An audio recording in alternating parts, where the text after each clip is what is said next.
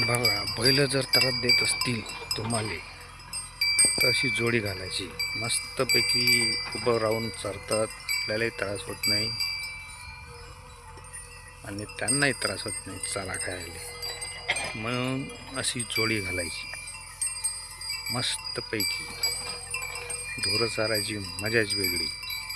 म्हणून अशी जोडी घाला आणि ढोरं चारा आणि जंगलाचा मजा घ्या आणि आनंद घ्या.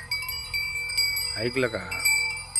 असे ढोरं चारायचे, मस्तपैकी असं उभं राहायचं आणि असे ढोरं चारायचे आणि असं जंगल पाहायचं मस्तपैकी. आता मी कसं जंगल पाहायचं आहे, मस्त उभा आहे, ढोरं चारत आहे मस्तपैकी आणि ढोरं चारत आहे. बगळा आहे, असं आहे भाऊ. चला ठेवतो मग.